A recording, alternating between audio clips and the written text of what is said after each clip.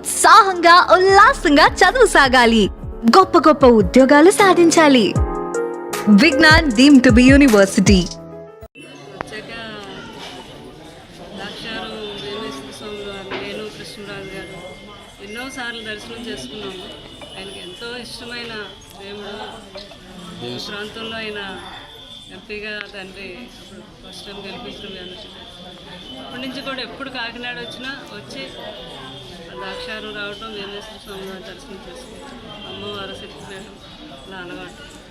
కానీ నేను ద్రాక్షారం వెళ్ళాలి, ఎన్నో సంవత్సరాలు అయిపోయింది. కృష్ణరాజు గారు నేను వెళ్ళలేదని అనుకున్నాను అంతే. కానీ అనుకోకుండా అక్కడ ఏదో కార్యక్రమం అని కాకినాడలో పిలవటం, ఇంట్లో వని సెరమనీకి రావటం, అంటే భగవంతుడు నాకు అలాగా పిలుపునిచ్చాడనమాట. తండ్రి ఈరోజు ఎంతో మంచి శ్రావణ సోమవారం రోజు దర్శనం చేసుకుంటే ఎంతో మంచిదని వారు చెప్పడం జరిగింది. ఈరోజు తల్లి ఆజ్ఞ, తండ్రి ఆజ్ఞ ఉండటం నేను వచ్చిన దర్శనం చేసుకుంటాను.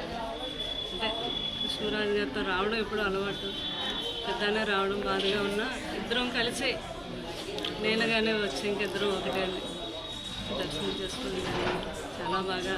తలపురాణం అందరికీ తెలిసిందే, మహానుభావుడు, ఈ కలియుగంలో ప్రత్యక్ష దైవమైన ద్రాక్షారం వేమేశ్వర స్వామి.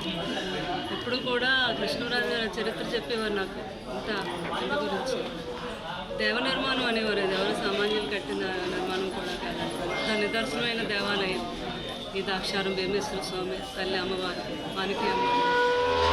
చాలా అదృష్టం నాకు ఈరోజు. మా ఫ్యామిలీ అందరికీ కూడా ఈరోజు ఆ తండ్రి ఆ తల్లి దర్శనం దొరకటం, నేను చేసుకున్న పుణ్యఫలం.